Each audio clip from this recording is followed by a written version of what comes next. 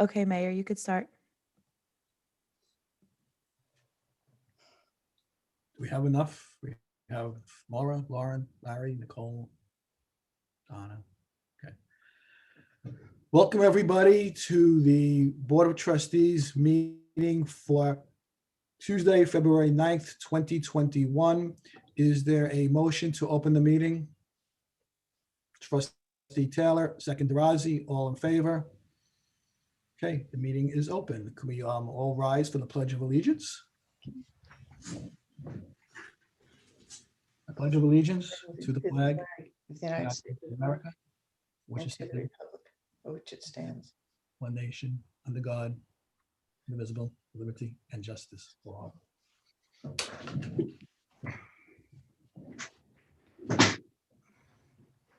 As I've done since we've started meeting virtually, I do want to note that the instructions and the directions for participating and attending these meetings virtually are on our website, and they are part of the agenda. I will read them very quickly. As far as participating in the public meetings, if you have a comment or question or concern which you would like to make, please email the village clerk by 3 o'clock on Monday before the meeting. Be sure to include the meeting date and agenda item you would like to discuss. Comments should be sent to the village clerk at ldraper@dobbsferry.com. For public hearings, we will accept email comments in advance of the hearings. Please email the village clerk at ldraper.com by 3 o'clock on the Monday before the meeting. You are able to participate in these meetings via Zoom, by internet, or by telephone.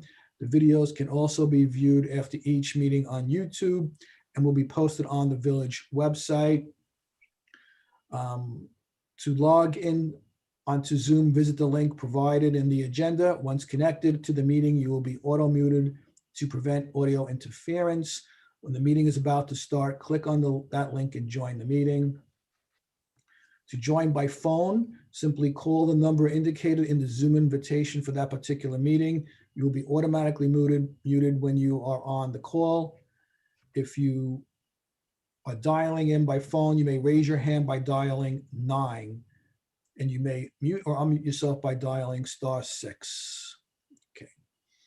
So welcome everybody to our meeting. Our first item on the agenda is a public hearing to amend Chapter 290 of the Vehicles and Traffic Law, 290-28 on-street parking restrictions, which we're going to discuss with regard to Maple Avenue. Is there a motion to open the public hearing? Trustee Sullivan, second Trustee Patino, all in favor? Okay, the public hearing is now open. Richard, can you speak to this, or maybe probably Laura Lee? Happy to help. Based upon a request from residents in the area, the Chief of Police has recommended a revision to the on-street parking restrictions in the area of Maplewood Avenue for the entire length.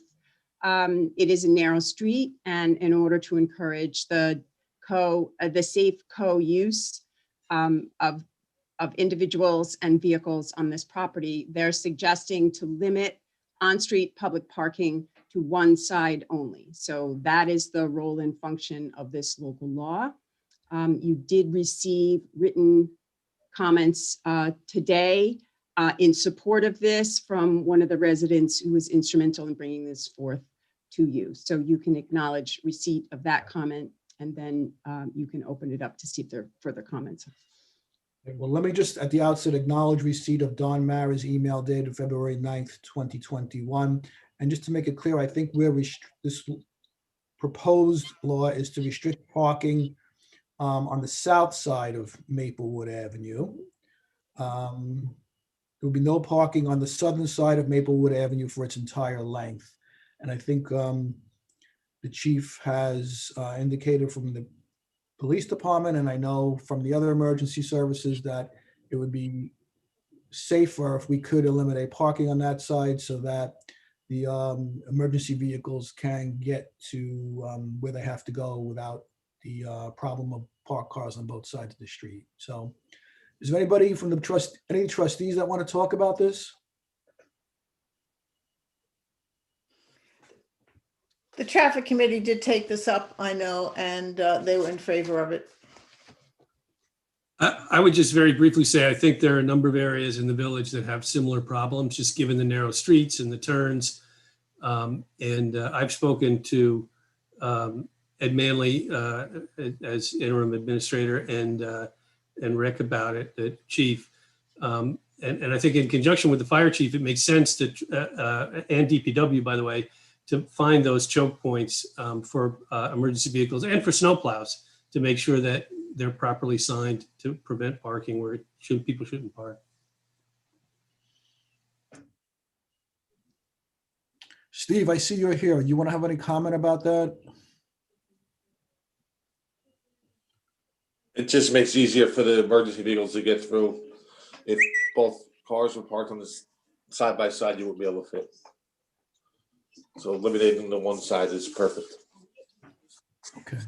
And the crew that's assigned to the manor to plow snow, we did while they were plowing snow this past week and last week, they did notice some areas that were a problem. So we're putting a list together.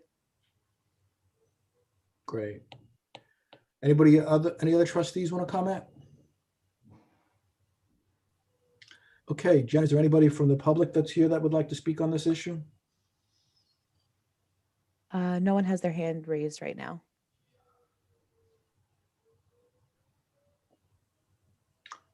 Okay, since there's no further discussion on this matter, I'd like to close this public hearing. So is there a motion to close this hearing? Trustee Taylor, second. Trustee Patino, all in favor? Okay, the public hearing is now closed. We do have a resolution that addresses this issue, which sounds like, based upon the comments from the board members that have spoken, that we're in favor of this resolution. So is there a resolution to amend the Village of Dobbs Ferry Code to restrict on-street parking to one side of Maplewood Avenue? Trustee Patino. Second by Trustee Sullivan. Just very quickly, I'll read it before we vote. Now, this is the end of it. Now, therefore, be it resolved that the Board of Trustees of the Village of Dobbs Ferry hereby adopts local law 1-2021, revising Dobbs Ferry Village Code Section 290-28, on-street parking restrictions to prohibit on-street parking on the southern side of Maplewood Avenue for its entire length. All in favor? And that passes unanimously. So thank you. Okay, now we move to the presentations part of the agenda. And I know we have a presentation by Kendra, the superintendent of the Parks and Recreation, to talk to us about the proposed Gould Park Playground project. Kendra, there you are. Welcome. Hi, how are you? Good, how are you? Trying to share my screen. Okay, Gould Park Playground. Oops, I didn't hit share screen.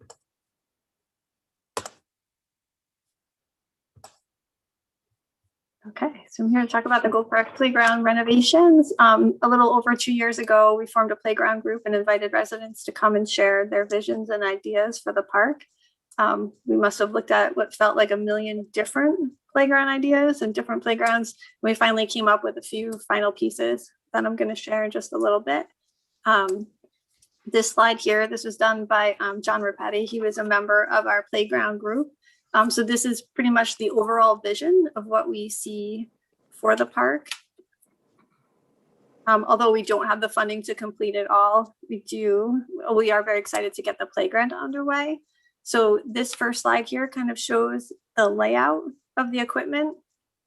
So this right here is the swing set area. This is the 5 to 12-year-old area, and this is the 2 to 5-year-old area. This spot right here is the driveway that currently goes in towards the pool. This next slide is the playground pieces themselves. here is the 5 to 12-year-old area. There's a lot of climbing, there's some slides, lots of ins and outs for the kids. Our next area is for the 2 to 5-year-olds. So it's imagination play area. There's some tunnels, some slides. It's a market area, so pretty much they can pretend that they're selling things and play with their friends. Our next area is a swing set area. So there'll be a total of 6 swings. 2 of them are toddler swings. So these are the bucket swings. 3 are the child size swings. And then this one here is an adaptive swing for children that have less upper body mobility. We have also included a tire swing. It's kind of a throwback to the old playgrounds where you can see how fast you can spin it around and who you can make sick. So this is just the construction cost estimate. And of course, the fun part, the funding for the project. So as you're aware, we received $150,000 grant, a CBDG grant. We've already allocated $100,000 from the recreation fund. The Friends of Gould Park, which have been amazing, they've raised over $31,000. Over $24,000 of that is allocated for the project right now, which gives us a total of $274,000. The projected project cost is $325,000. So I'm hoping that we can take the additional $50,000 out of the recreation fund and put that towards the project. And I am happy to answer any questions if anybody has any. So these are the specific playground items that the committee has chosen after reviewing everything? Correct. Okay. But these are the ones that are in the bid documents. Is the fundraising group still raising funds? They're still trying to get additional funds. What happened to the other 7,000? So some of that has been allocated for certain things. Like people said that they wanted to put $4,000 towards just plantings, or there was like $1,500 for like a nature play area. So that all got subtracted out of there. I have a few things to go through. The first, if we're looking at the first slide versus the second slide, so kind of overall site plan aspiration versus phase 1, I guess we'll call it, of the construction of the playground and landscape.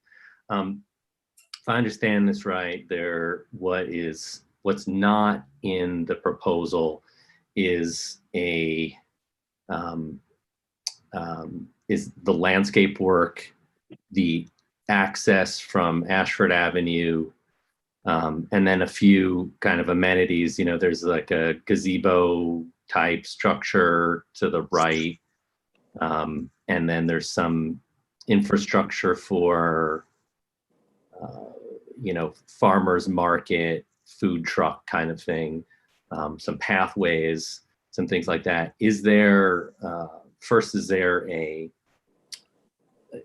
budget for those other items? So have you or anyone else looked at the cost to do those, you know, the supplemental pieces of this project? We have started looking at them. We don't have the final cost for them. And that includes the site stair, right? So that would be that access from Ashford Avenue. Correct. Okay. Do you have a ballpark for that stuff? Somebody had given us a proposed price of $65,000 to do the staircase. And that was about 2 years ago when we were doing the construction of the pool. And The other thing- then the other, you know, then the other thing I noticed is that there seems to be a sort of higher end play structure for 5 to 12-year-olds and a kind of lower end play structure for 2 to 5-year-olds, I guess that is, or up to 5. And is that again a function? Is that a budget related decision? Is that a design decision? It was more of a budget related decision with the idea that the younger kids would have the imagination play area, and then they would also have some nature type of stuff, like the log stepping stones and that type of stuff to keep them busy.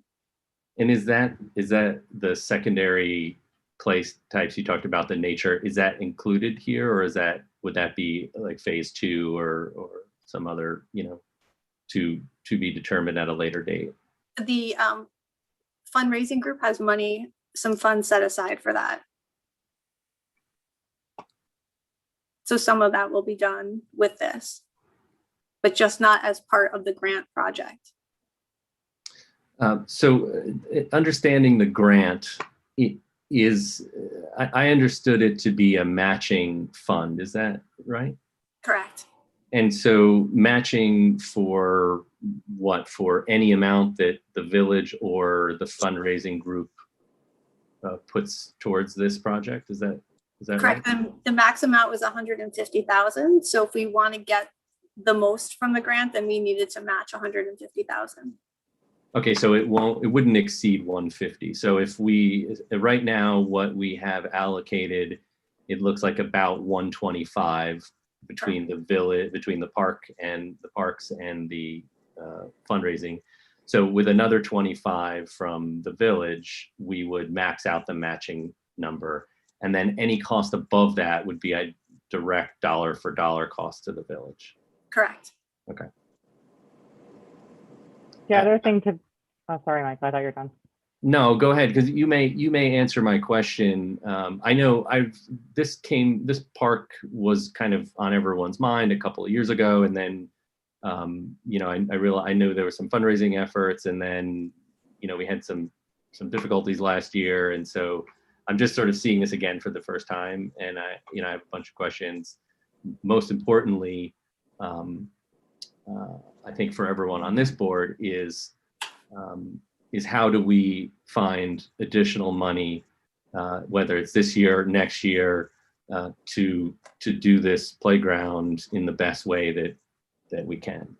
And I think there's a few areas where we really need to commit more funds to making this a reality. I just think the other thing to be mindful of that's not included here is that there's no bathroom outside the pool area.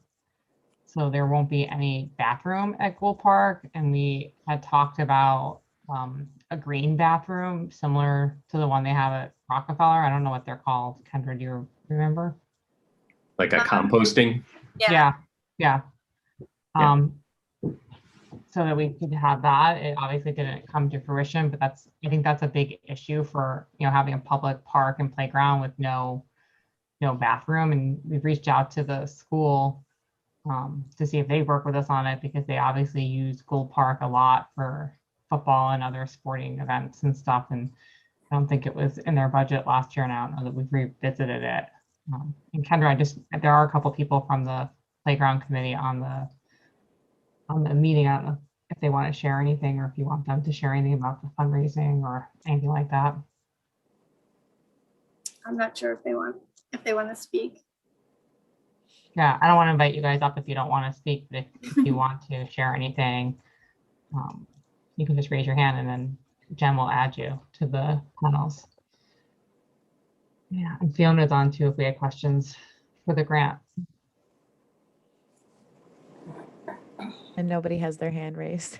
I just know they're there, so I wanted to give them an opportunity. So does Want to Jeff, raise how much, Oh, Jeff, how Mayor. much do we have in the rec fund?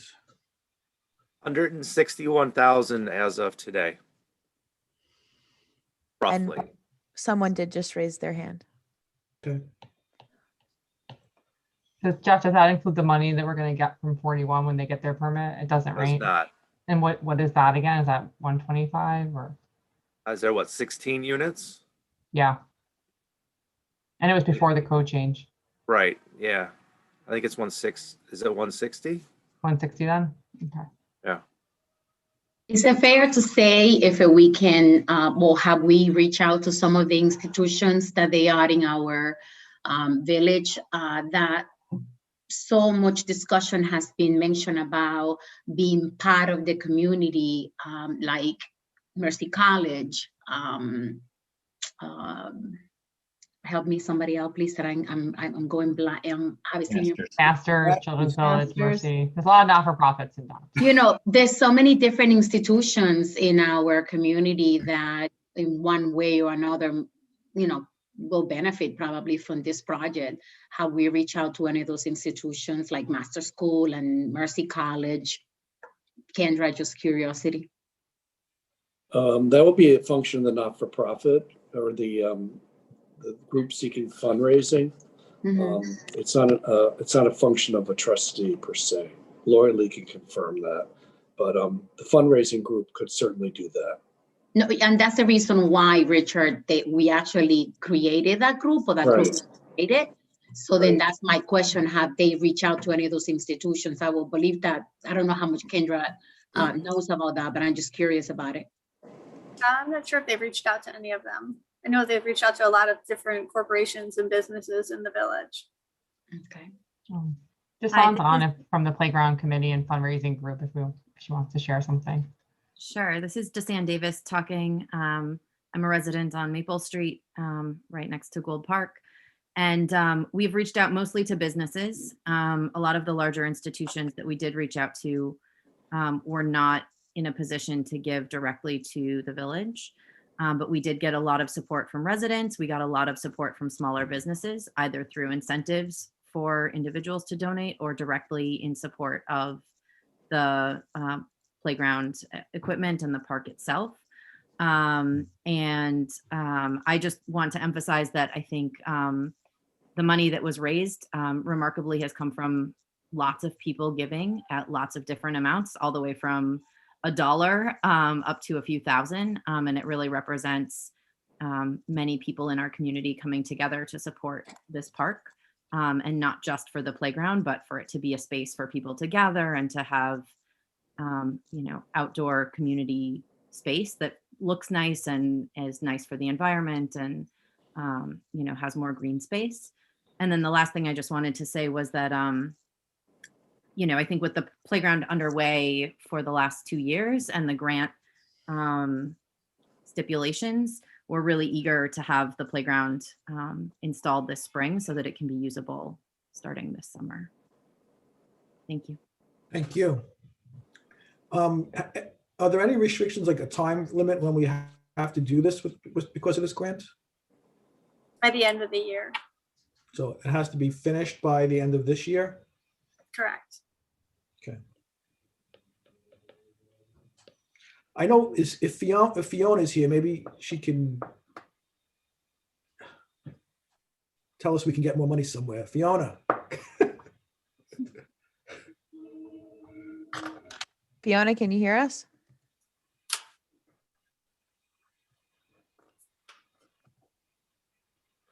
Hold on, she's muted. Unmute. Oh, look at that. Now, hello? Welcome, Fiona. You can hear me. We can, so welcome. Thank you.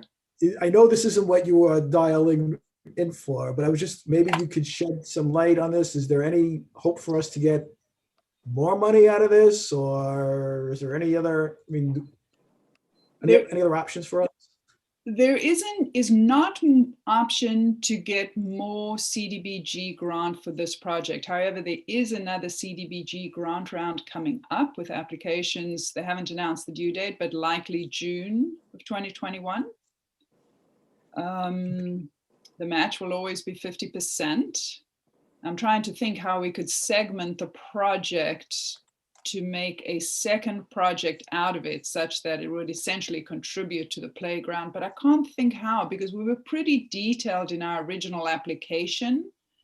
So I don't know that we could break off a piece and claim it was a new project.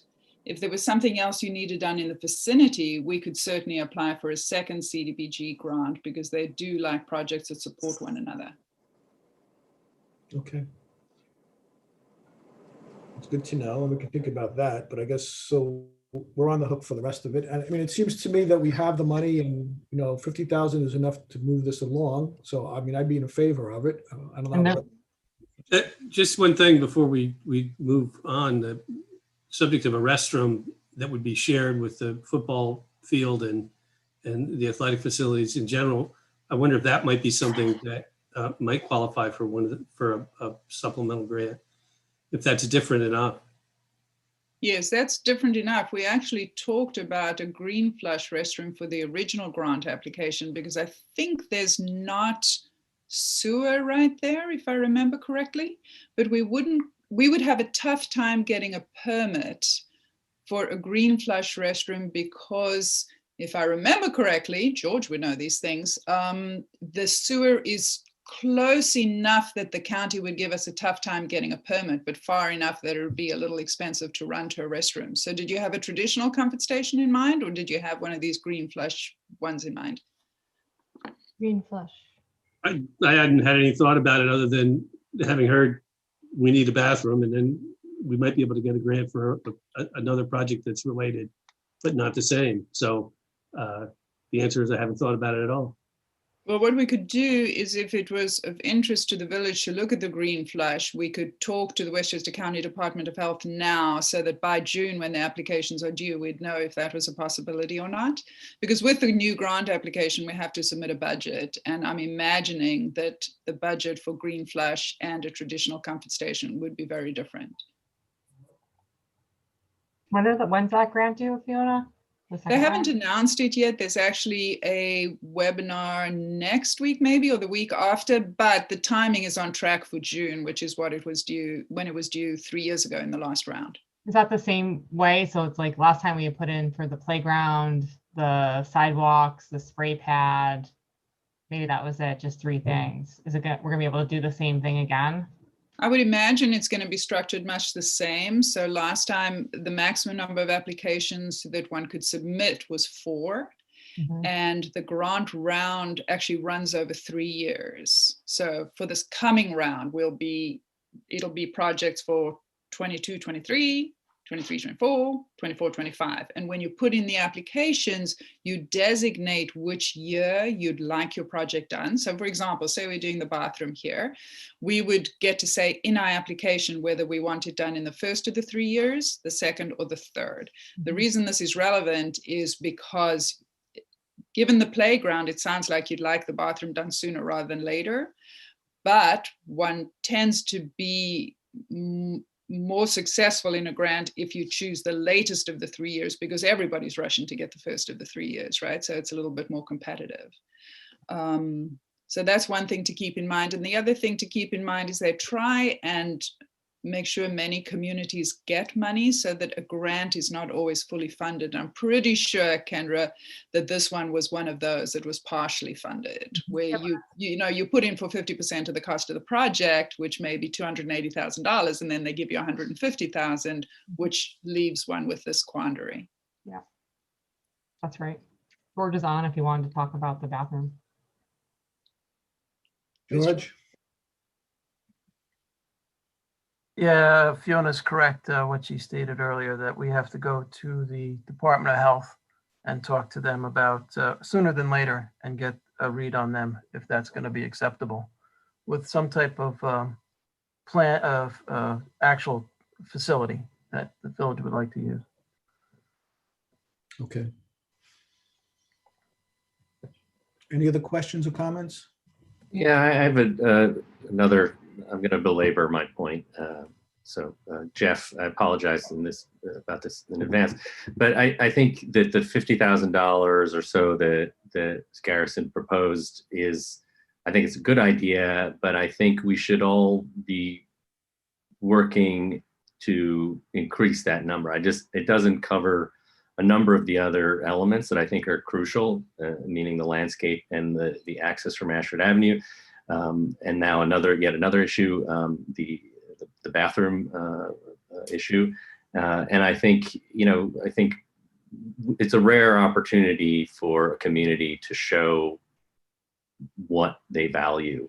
And I think if you're going to put something at the forefront of what what matters to a group of people, I would say that a park and playground should be at the top of that list. So I'd like to propose that we all think about and try to figure out ways to increase the funding at this point. I don't want that effort to hold up the current effort, so I think we should move forward so that we can make sure that none of the grant money is lost, and that there is a playground in place for the spring, summertime. But I think that should work in tandem with an effort to find and allocate more money for the landscape, for the stair, for the bathroom, and for just better playground facilities. Yeah, I was going to say that's a good point, and I think if maybe Kendra can come up with the second round of the landscaping and that type of thing for cost, we can go forward next time. Very close for that as well. But you're right. I don't think we should hold this part up. I'm sorry, Nicole. No, it's okay. Sorry. I just wanted to note that this was presented to the rec commission, and they had recommended using the additional funds for Gould Park Playground. And the village used to have Friends of the Recreation Department, and it was disbanded a couple of years back for reasons I don't know. But we would still love to have anyone restart that. And we have somebody who's volunteered to help with the paperwork. If we could find people in the village that wanted to take over that's the best way to fundraise for these types of projects, is to have a friends group. We've seen that with the Friends of the Waterfront Park. We've been able to plant a lot of trees and replace dead trees with their assistance and with their fundraising that the village just wouldn't have been able to do. And I feel like every year our budget gets tighter. So just making my plug. I know, but when the police department comes and says they need a new cruiser, we say, okay, sure, it costs $55,000. We don't say, how about a Hyundai use Hyundai for 12. We figure out a way to pay for it. It gets allocated into the budget. Jeff works it. He has to work that into the equation for the next year. And I think this is one of those. Right. So there's a few ways you can do it. Budget it in this coming budget. Appropriate some fund balance from the savings of our fund balance, or approve another capital project and fund it with debt. I don't think you're going to want to do that for something so small, but if there were other areas of a bigger project that you wanted to include that with.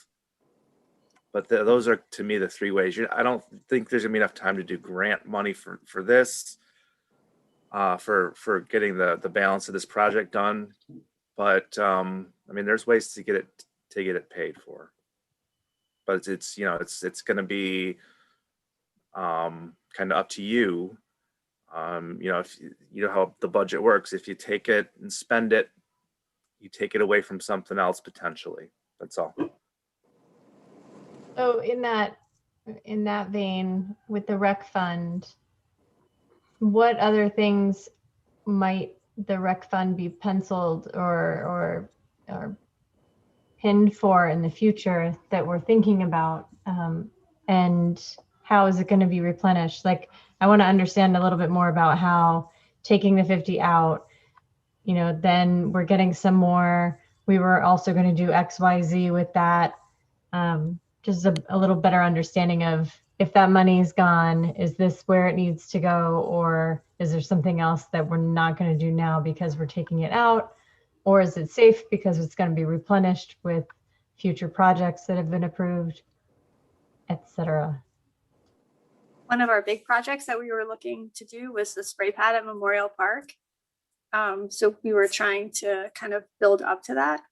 We had a long ways to go, but that was one of the big ones. What's the projected costs on that one? Do we know? It was somewhere around 250 to 300,000. Yeah. So and then we had sidewalks that they wanted on Washington and Maple and a couple of other streets that were around Gould Park. Those were the three main things we had put in last time. So the current funds that you have are pretty much going to be committed to this project, the rec funds, unless you want to take something out of capital. And then if you're going to get another 160,000 from an upcoming project, that will cover a match for a restroom and go a ways towards the stairs. So in the next round, you should be able to cover those projects to complete this. We might even though they don't have any money, we might even reach out and see if the school district wanted to help us a little bit in our match because of the restroom and the convenience of having it there. But the thought now is that it's a good time to go to bid. It's a good time to get contractors, so you might save a little money there. You won't know until you go to bid. But under the current numbers, you're pretty much using what rec funds you have on hand, and you're going to replenish them, and that will be your next cycle. And you could do a bathroom, depending on what the costs for the sewer are, et cetera, or not.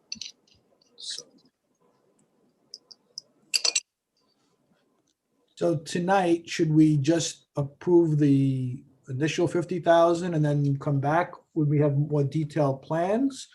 I don't think you're approving any funds tonight. All you're really doing is, I put in a placeholder because what I think is a good idea is when these projects go out to bid, that you have a resolution to authorize going to bid. So there's a good record that you put it out for bid on a certain date, and then you'll follow up with a return date. You're not allocating any funds tonight until you see how the bids come back and see what kind of monies you really need to do. Okay, so we can do a motion to request for bids. That's fine. You have a resolution. I emailed it out this afternoon. So resolution authorizing the solicitation of competitive bids. It doesn't have dates in it. If you'd like to revise it to reflect a date certain, then you certainly can do that. Oh, I see it. I just got it 6:27. Is that what you're saying? Did you? I didn't get it. No, I sent it to the I didn't get it either. I don't have anything like that. No, I sent. Okay, so that's good. So let's move forward with it. So I have is there a motion for a resolution authorizing solicitation of bids for the Gould Park Playground project? Trustee Sullivan, second trustee Patino. Just so I could read the last part of this, so everyone's aware of it. Now therefore be it resolved that the Board of Trustees of the Village of Dobbs Ferry hereby authorizes the solicitation of bids for Public Works project to construct a playground at Gould Park. All in favor? It passes unanimously. Thank you. Thank you, Kendra.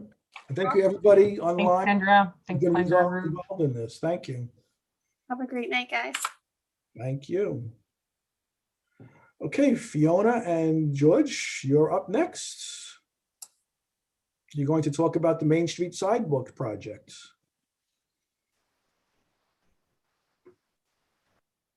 Sorry, this muting and unmuting thing. Okay, can you hear me?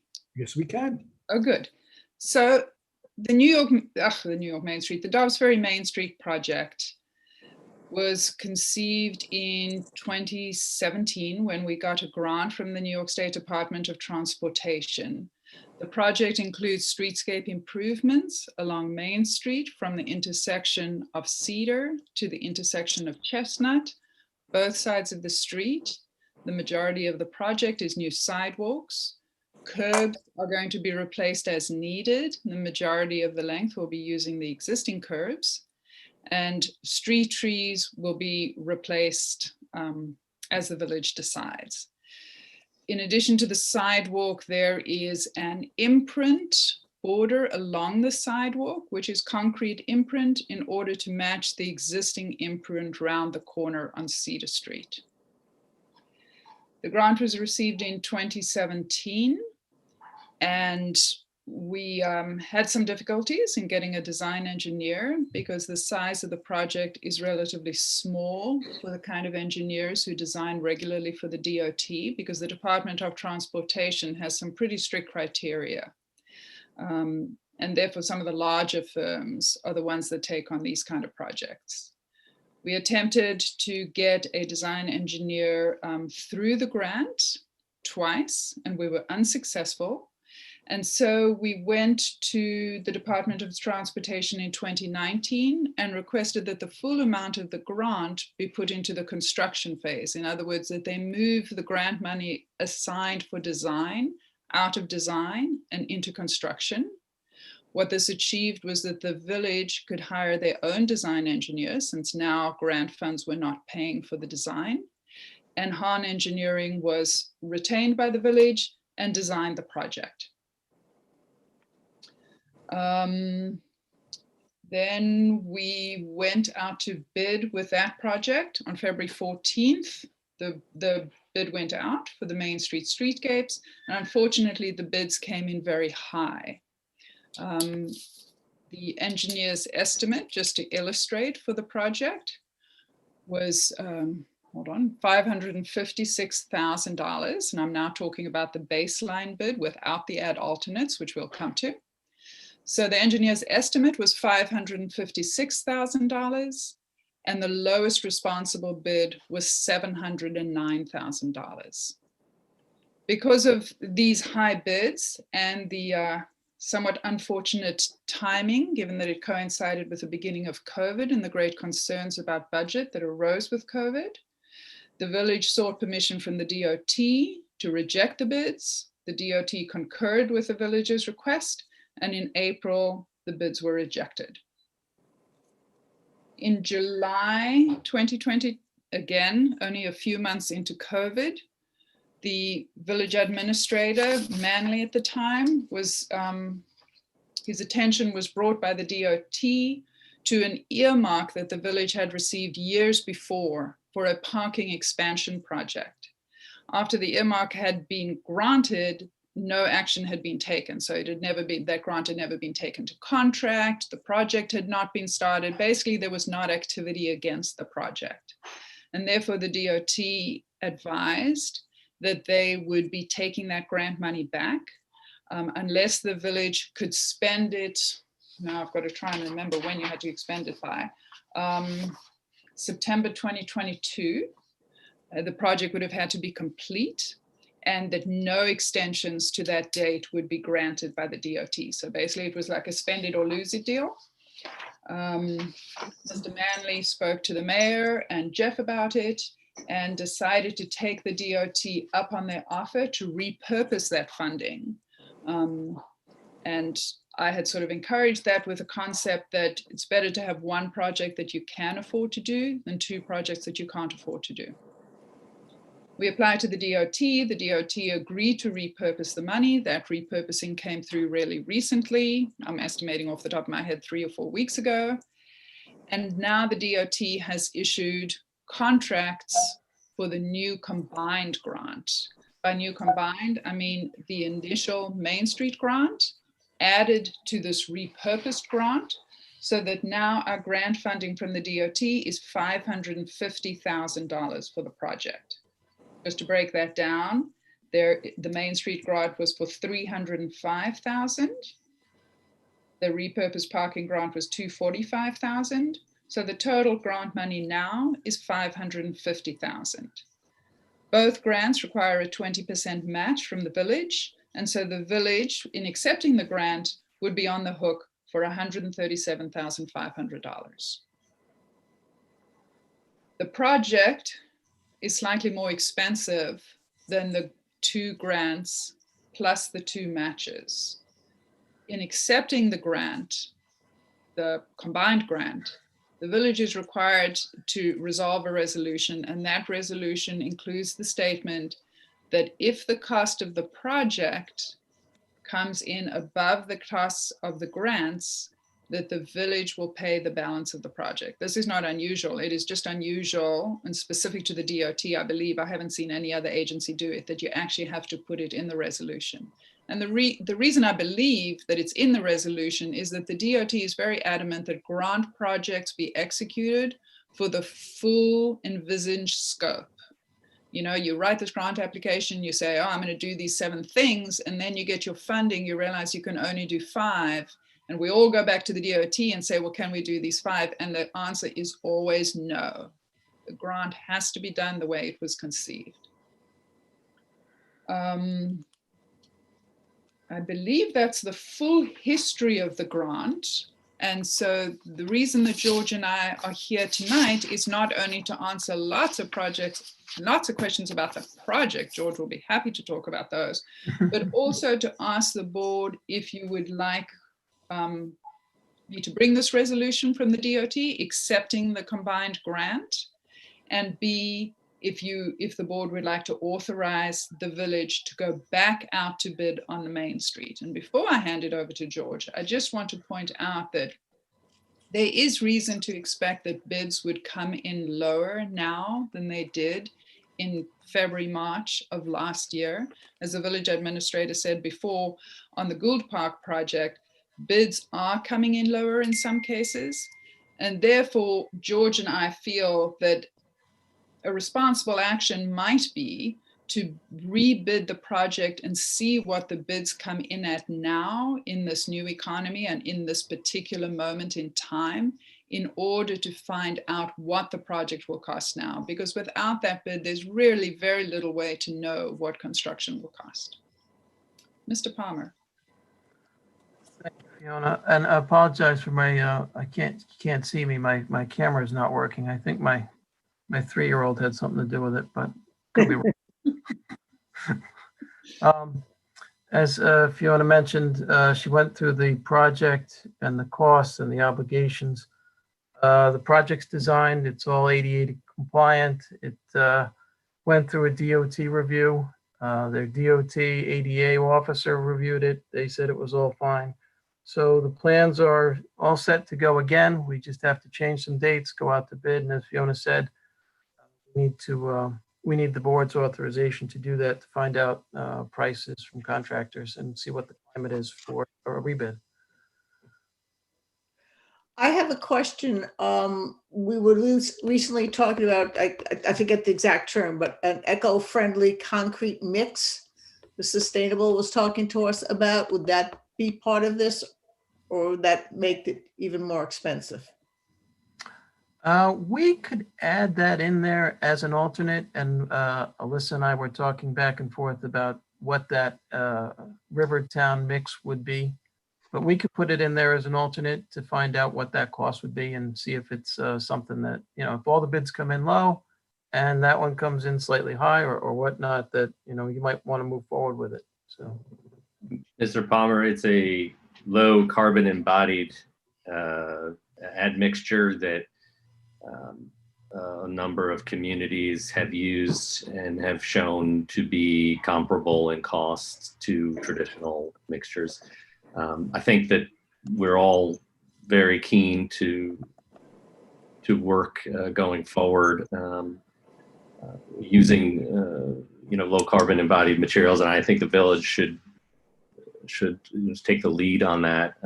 And ultimately, we'd like to see that included in the village code as part of construction process for everyone. So it's essential that be an ad alternate, and I'd be happy to put you in touch with some folks who have been working on the mixture so that you can get the right specifications in to your rebid. sure. And we also have to run that by the DOT. So whatever products are used, since it's DOT money, it needs DOT authorization. So we have to go down that path as well. Well, it sounds like it certainly makes sense to go forward with putting this out for a rebid, so we know exactly what we're talking about. So I guess what you have to know, the grants are coming to an end. So, we're being pushed to go ahead and do this now. But Fiona, maybe describe what the course of the construction would be so that the trustees are fully informed in terms of what they might expect on that stretch of road and for how long. The grants, in signing the new grant contract for the combined grant, the end date would be December the 30th, 2022.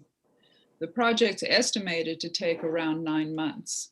And, there are concerns, as there were 10 months ago on how such work would impact the businesses on Main Street. So in a call last week, Village Administrator Lyons, myself, and George were kind of throwing around what the best way to do this is. And essentially, George, I think, correct me if I'm wrong, that we thought that the only real modification one could make would be to do one side of the street and then the other side of the street to lessen the disruption. We also considered whether it would make sense to change the season. In other words, to start the work in the fall instead of in the spring. But after batting that around, we didn't think that there would be much advantage to the businesses to do it that way. No, That's I think you're gonna perpetuate the misery if you do it over winter. You're gonna stretch it out so it's closer to a year or whatever. So really a decision is to be made whether you want to start this project like ASAP and see where it ends up. I'm afraid if you leave it until next year, same time, you're pressing the envelope in terms of the grant, and you don't want to take it beyond the grant period. You'll lose the grant funding, right, Fiona? Yes, yes, we need to get this grant funding spent because it's relatively old money now, and the DOT frowns upon that. So this is it. It is sort of a matter of do it this year or do it next year.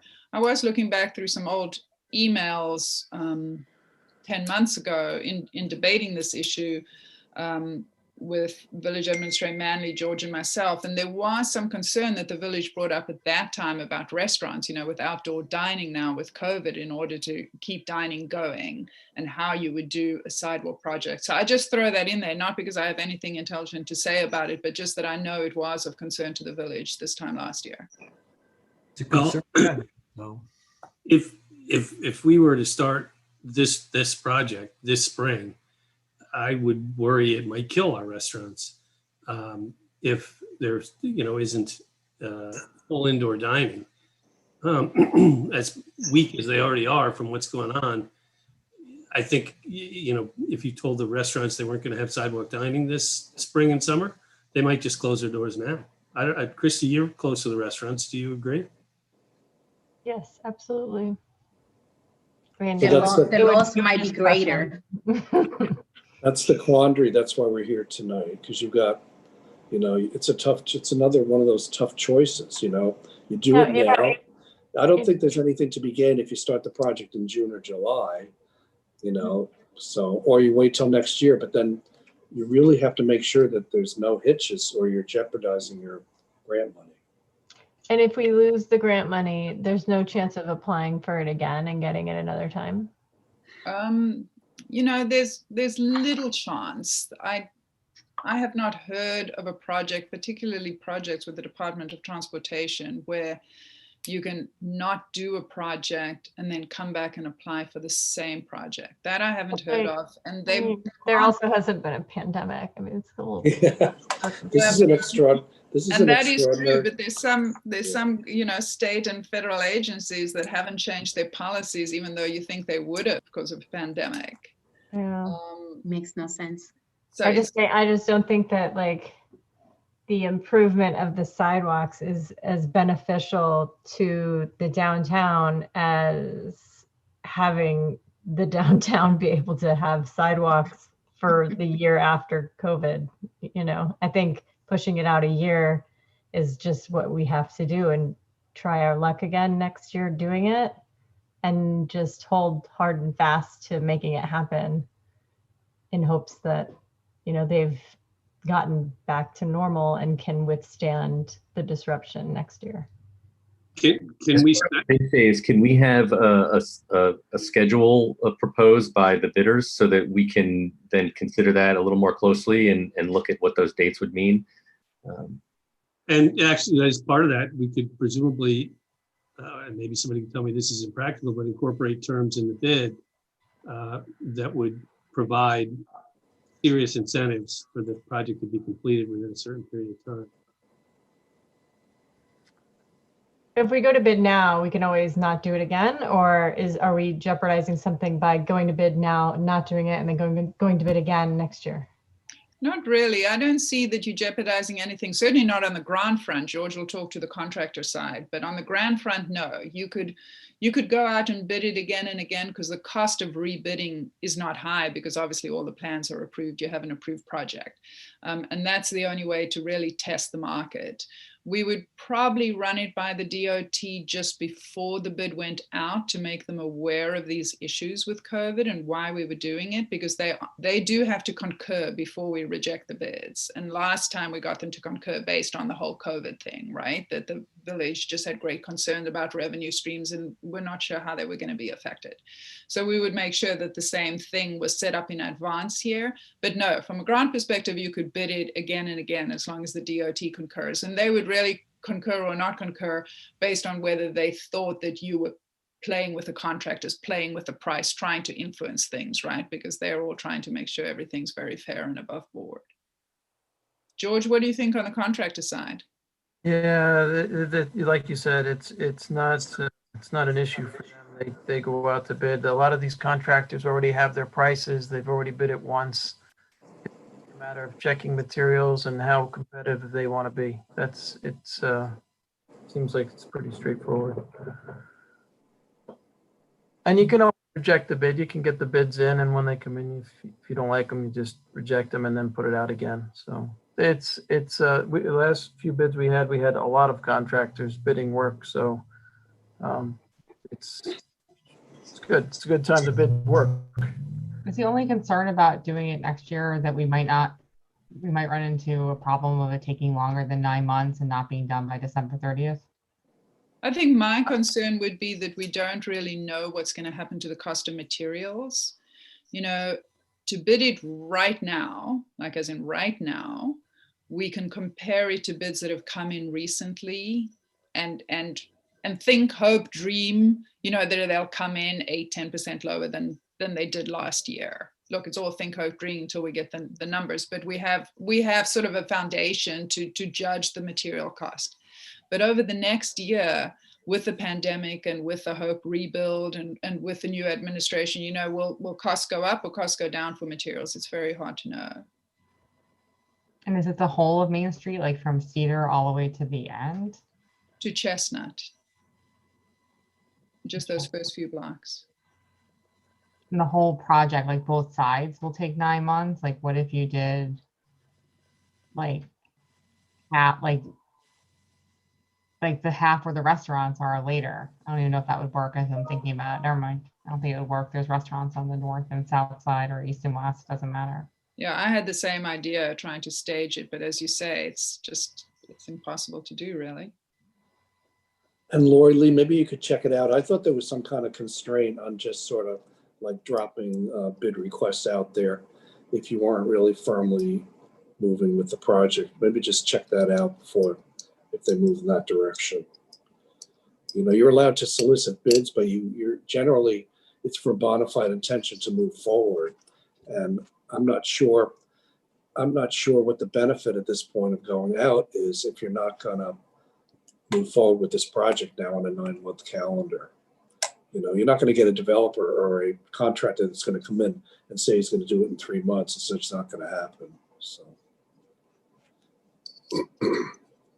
Well, I think before we move forward with that, we'd have to know from Laura Lee if that's the case, because then there's no point in putting it out to There's bid. something that rings in my head that says that you're not supposed to just do that kind of thing like that. So Laura Lee, maybe check that out. And then what do you see as the benefit of, I mean, I think it's a great idea to compare pricing and everything, but what's the benefit of going out at this time? What are you trying to see? If it comes in really low, is it going to sway your decision in terms of COVID? I'm not sure, you know. I don't think so. It probably isn't, because I think we are so concerned about losing those restaurants, right? The outdoor dining is everything to them, and it is now, you know, a few months away from starting again. So I don't know. What does the rest of the board think? Should we not even bother putting it out for now? Should we look at it again? I don't know, 6 months, 9 months? Will that change anything? I don't know.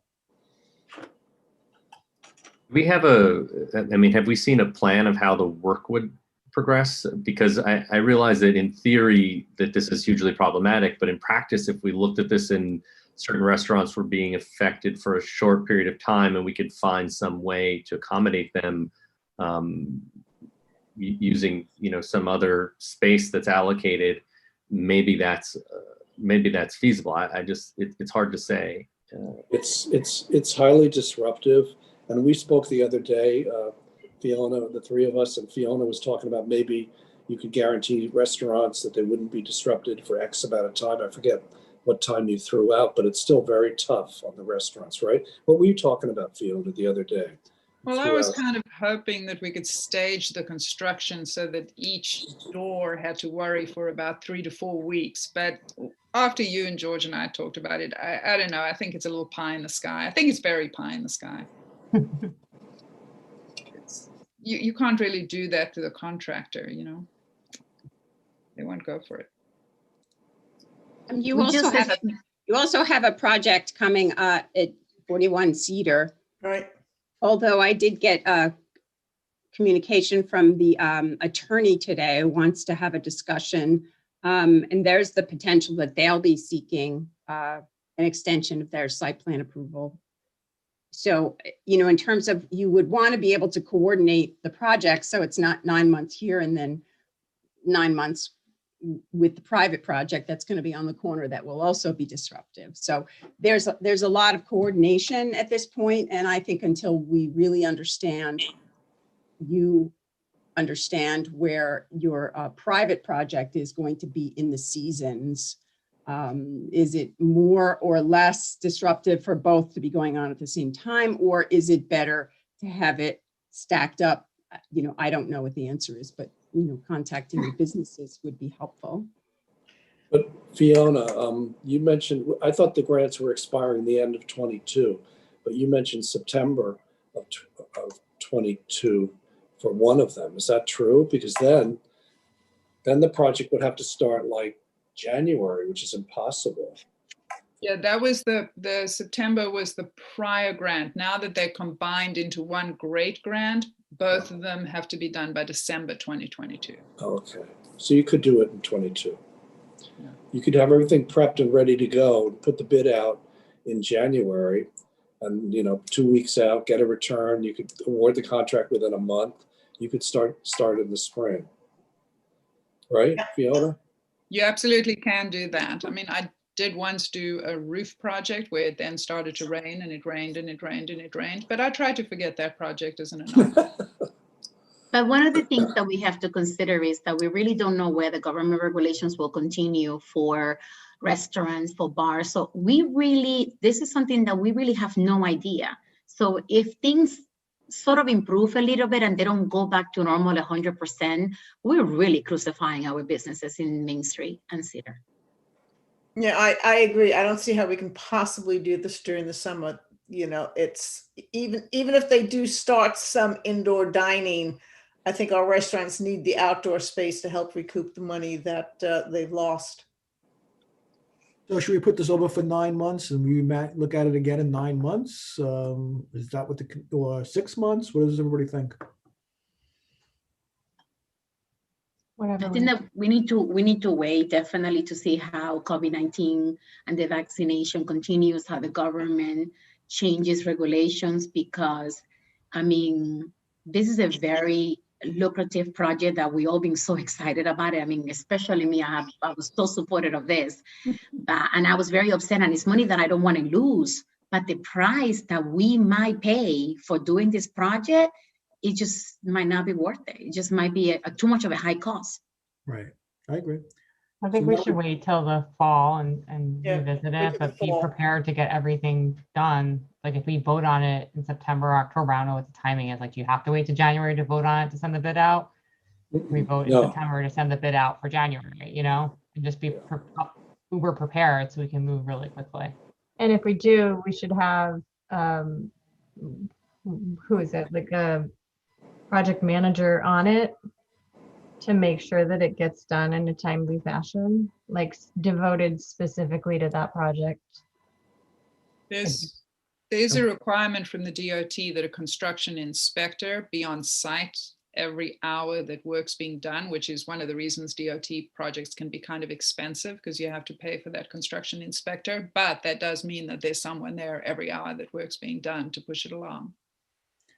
Good. And I think we have to work very closely with the chamber to make sure that they're on board with it, they know about it, and they could have some help, give us some help with some insights perhaps. So, all right, so I think we'll just put it over until September and we'll look at it again. So thank you, Fiona. Thank you, George. Oh no, do they have to accept the funds though? Do they have to pass a resolution at the next meeting to accept the funds?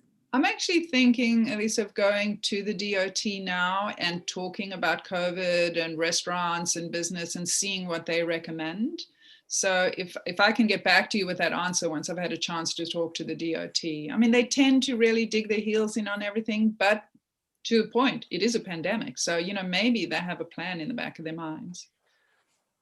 Okay. Another thing that I'm thinking about is the balance of the local funding. We had to plan that out a little bit. Mm-hmm.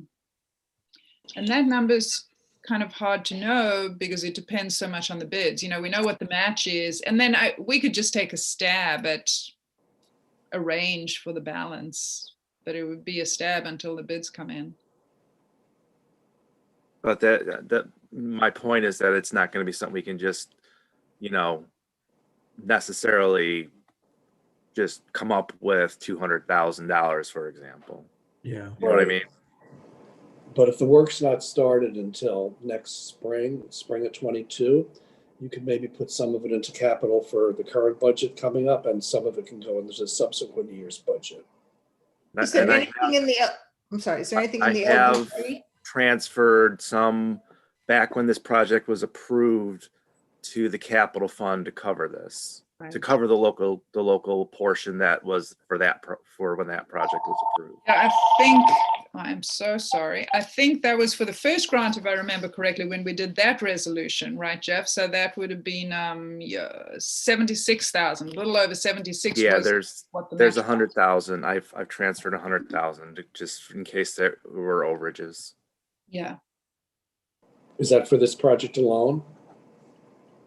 That was for the original Main Street project. Right. Well, we can talk about it. You may have enough in the upcoming budget to cover it. It's going to be phased. You're not going to have a completion until after the next budget cycle. So we can talk about it. Okay. Thank you very much, Fiona. Thank you very much, George. We'll look at this again in September. Thank you. And you'll give us more information and then we can make a decision. So thank you. Terrific. Thanks a Thank lot. you. Good night. Thank you. Good night. Okay, I think the next item is courtesy of the floor. Jen, is there anybody in courtesy of the floor? Yes.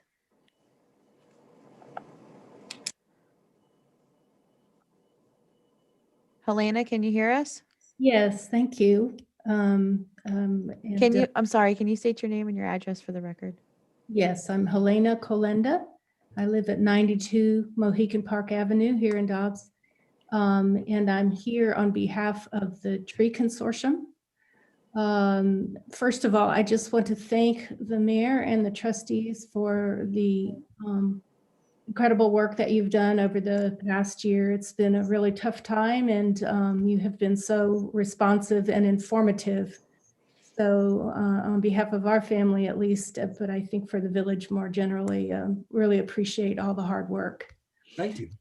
On the sidewalk project that was just discussed, it may be premature at this point, having listened to the discussion, but in case it's useful for the purposes of the bid or anything else, I was asked on behalf of the Tree Consortium just to make a note of the discussion that took place in connection with the sidewalk project about street trees. And there was a letter to the editor in the Enterprise of March 20th, 2020, that sort of listed a number of recommendations to be included in the plans. These were put forward in consultation with the arborist Wayne Cahilly, and Elizabeth Martin also was working with the village to make the recommendations. And these had to do with an attempt to save 5 of the current trees, that 19 trees that would be replanted would be certain species that are supposed to be hardier, that the tree pits would be enlarged to improve street tree health and would be covered with tree grates for protection, and that there would be some professional development for tree care and protection provided to the Department of Public Works staff. So again, just wanted to remind folks of that discussion. Elizabeth Martin couldn't be here tonight, nor Kathy Dean, but if a workshop at some point would be useful to sort of go through this again, we'd be welcome to do that. And otherwise, just wanted to make sure that that information was before you as you think about the bid process and going forward, which sounds like it might not be now until 2022. Yeah, well, thank you for that. 'Cause I think the trees are quite important if we're going to do this. And I remember having this discussion. If we're going to do this, we want to make sure we do it right, and that the trees are the proper type of trees, and that they are the type that won't necessarily ruin the sidewalks or grow out of their the tree planters. So I think it's a really important point. And if you have that March 20th letter, if you can send it to Alyssa and myself, as well as Richard, then we could have it for our records and refer to it. But certainly, I think, the tree consortium will play an important role in deciding the type of trees that we should use going forward, if we decide to go forward. But yes, I think you raise a good point. Thanks for that. Well, thank you. Okay. Thanks. I have the letter, by the way. Okay, great. Great. Anybody else, Jen? Yes. Patty, can you hear us? I can hear you. Can you hear me? Yes. Cool. I was going to mention the trees, but it sounds like they've got that covered. Along with the trees, another thing that we had talked about several years ago was improving the crosswalks and adding some crosswalks, even with the concept of some bump outs like what we did down in front of 75 Main. I know there were drawings that were done locating where those would be, but I don't think that those made it into this concept. Maybe it's a cost thing, but it's something that I do think should be thought about. And absolutely on the green concrete. I mean, Hastings has been able to make that happen. So I would think that we would be able to too. I think Michael understands how that all works, and it shouldn't be something that's hard for us to make happen. I am meeting tomorrow with members of the chamber. I'm the Dobbs Ferry community rep, and if you wouldn't mind, I'd like to bring this up with them and see if they have some, what their thoughts are, because it would be really good to get their input in case it's slightly different than what people are assuming. Yes, that'll be great. Yeah, Thank you. perfect. I was just going to email Kristen and you at the same time. So you just talk to them. Thank you. Anybody else, Jen? No, but oh, hold on, Patty. I think I clicked him off too early. That's not possible. No, you didn't. You clicked me off at the right time. I was just trying to lower my hand. Thank you. Oh, sorry. Anybody else? No, that's it. Okay, so let's get to the matters requiring action. We consider a motion to approve the audit of claims as submitted and recommended by the village treasurer. Jeff? Just the regular audit process, and no comments unless there's questions. Any questions? Okay. Is there a motion to approve the audits? Trustee Taylor, second. Trustee Sullivan, all in favor? That passes unanimously. Action item number 2 is to consider a motion to appoint Ms. Gina Elbert to the position of children's librarian. We have a letter in support of that from the Dobbs Ferry Library, Elizabeth Hobson, dated January 21st, 2021. And she with notes that Ms. Elbert has already started working on December 3rd, 2020. So is there a motion to appoint Ms. Gina Elbert as the children's librarian? Trustee DeRozzi, second trustee Sullivan, all in favor? I want to welcome her and thank her for being a librarian. Nicole, do you have anything you want to add? Yeah, Gina's a great addition to the library. She has a lot of energy. She's social media focused. She's been creating a lot of good programming despite the pandemic. And she's going to be even better once the library can be fully open. So yeah, she's a great addition and we welcome her. Great, welcome. Action item number 3 is to consider a motion to approve a request for the Dobson Youth Little League Vice President to hang banners at the Gould Park and Memorial Park fences for the month of February. We do have a copy of the application, and I think we also have a copy of the banner. I think this is something that's done on a regular basis. So is there a motion to approve this?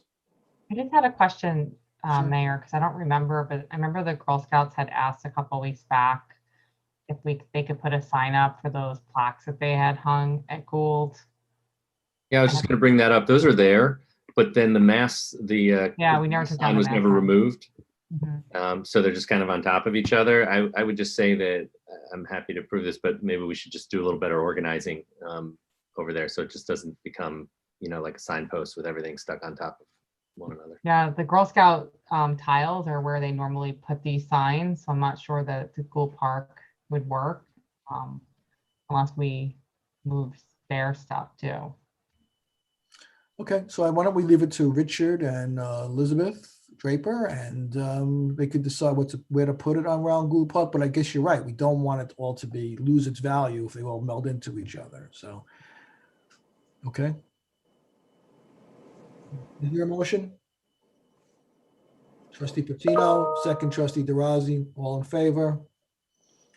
And that passes unanimously. Okay, next item, we move on to the minutes. Does anyone have any comments regarding the minutes of January 26, 2021? If not, is there a motion to adopt the minutes of Board of Trustee meeting January 26, 2021? Trustee Tino, second trustee Sullivan, all in favor? The minutes pass unanimously. Trustee I Lee. wasn't there, so I didn't vote. Oh, thank you for pointing that out. Sorry. So those pass 6-0 with trustee Nell abstaining. Thank you for that. We move down to the trustee liaison reports. Planning board, which I think was a joint meeting, right? February 4th, which I could not attend. So Donna, are you? Yeah, the joint meeting was about 189, 191 Ashford Avenue. They took a lot of comments on that, and the applicant is actually going to be skipping the next planning board meeting because they're going back to the drawing board to take in all the suggestions and questions and information that they received at that meeting. So at the next planning board meeting, there will be a public hearing regarding the planning board's recommendations for the change of the zoning code for the MDR2 zone. And they're also going to be, the public hearing will also include looking at the guidelines for the design guidelines for Palisade Street.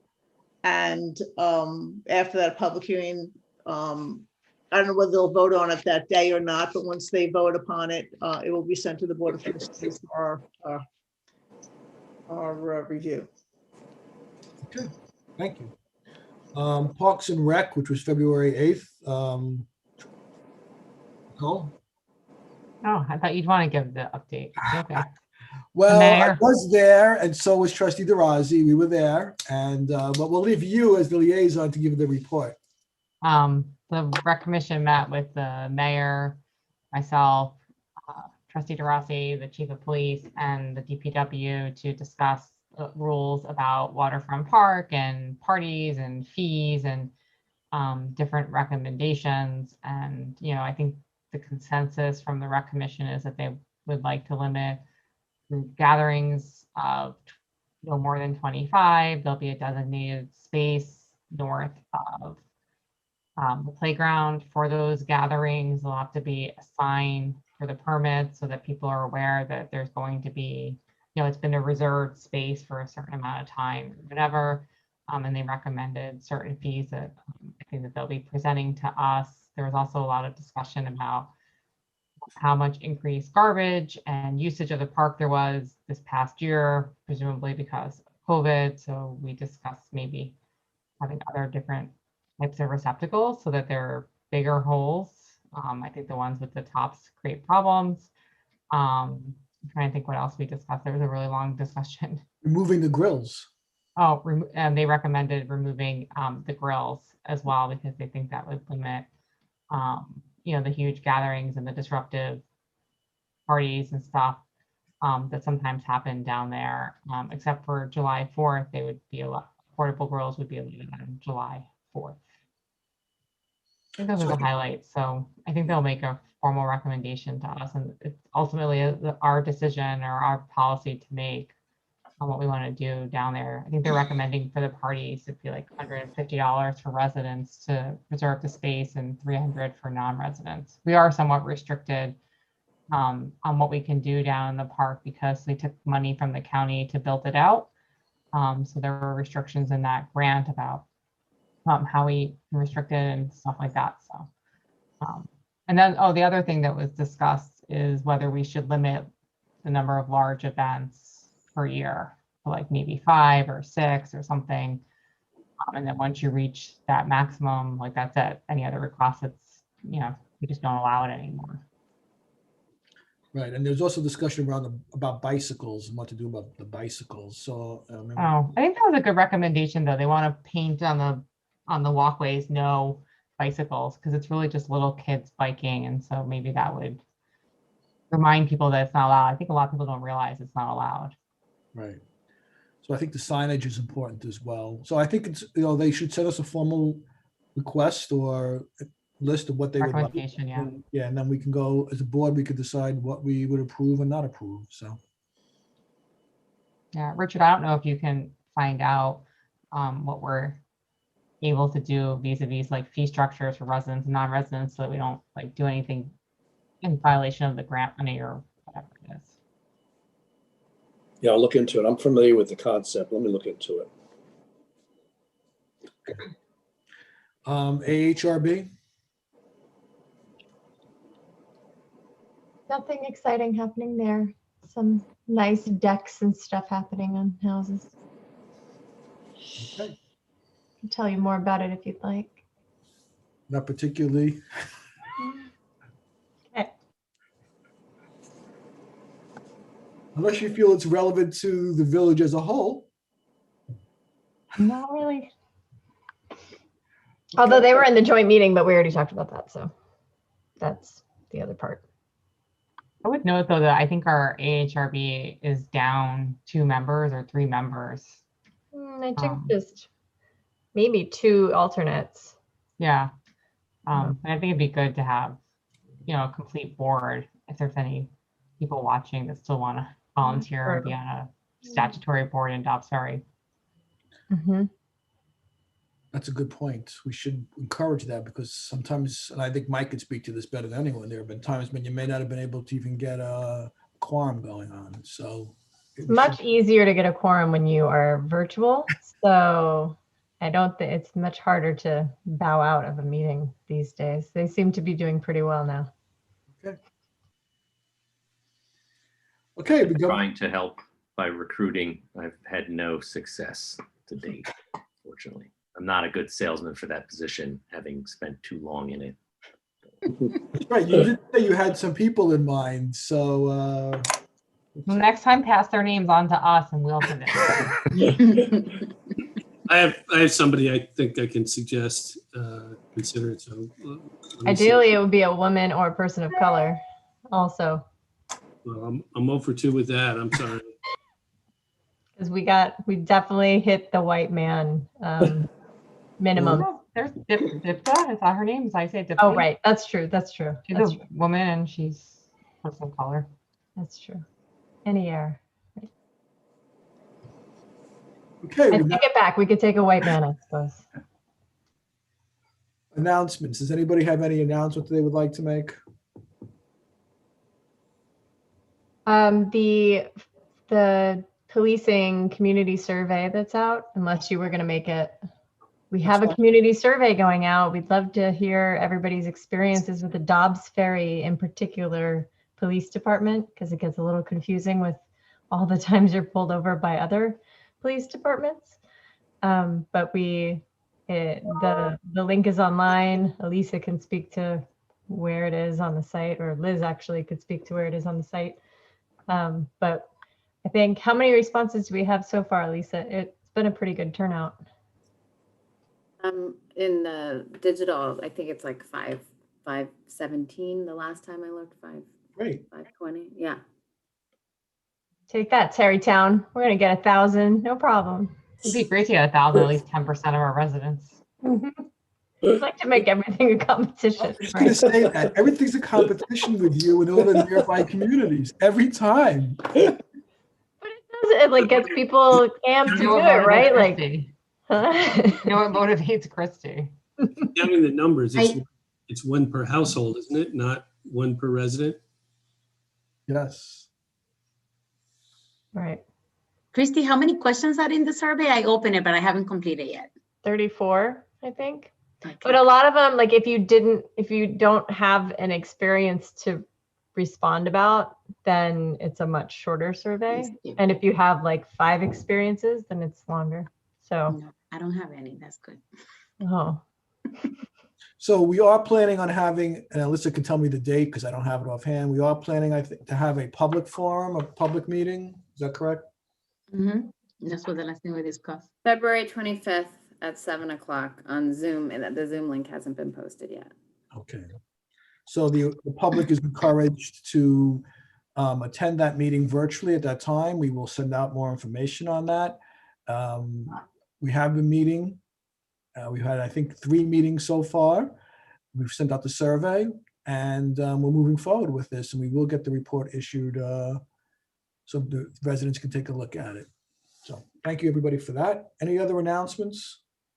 Mr. Mayor, I just want to thank Steve and Jennifer, and of course the DPW team for their incredible work and the day and night removing the snow where they didn't know where to put it.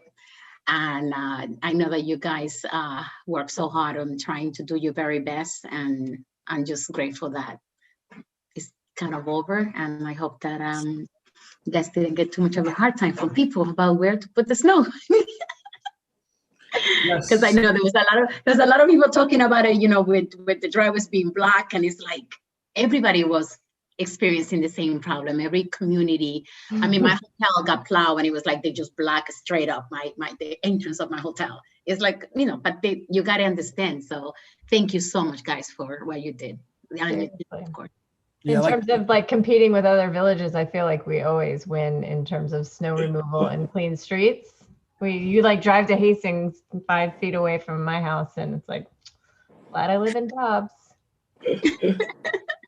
I came by my street like every 20 minutes in that first storm. That's what it sounded like. Yeah, The whole night I wouldn't hear the truck. Yeah. So you guys did a great job. You guys did a great job. I appreciate it. And I know, Steve, especially, you guys lost a lot of sleep doing it round the clock like you guys did, and I appreciate it. I know you take personal pride in those streets, so we appreciate all the work and effort that you guys did. So thank you very much for that. Thank you, guys. Steve. Thank you.